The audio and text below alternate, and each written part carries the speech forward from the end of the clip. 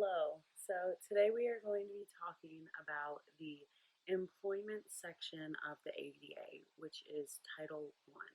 So first we're going to cover who is covered by Title I. The ADA prohibits private employers, state and local government, employment agencies, and labor unions from discriminating against qualified individuals with disabilities.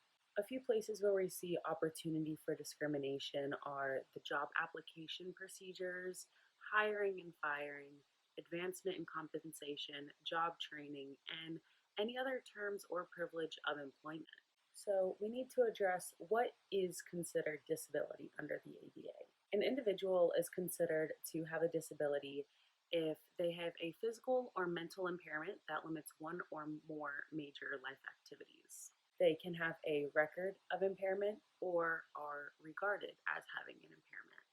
I think it's also important to address that individuals who are connected to people with disabilities are also covered under the ADA. So an example of this is, say an individual is going through the hiring process at a company and they have disclosed that they have a spouse who has a disability. That company is not allowed to discriminate against them for being in relation to someone having a disability.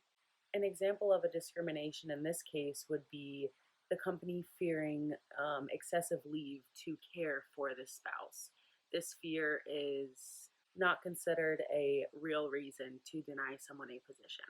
So earlier I said that the ADA protects qualified individuals. So let's explore what that means in the realm of getting jobs and employment. So an individual that meets skill, experience, education, and other requirements for a job are qualified individuals. This means that they can perform essential job functions with or without reasonable accommodations. But what are reasonable accommodations? Any modification to a job that allows individuals with disabilities to participate as other workers do. It ensures equal access to rights and privileges that all workers have access to. This can include acquiring new equipment or modifying current equipment. It can include modifying the scheduling as well as time off.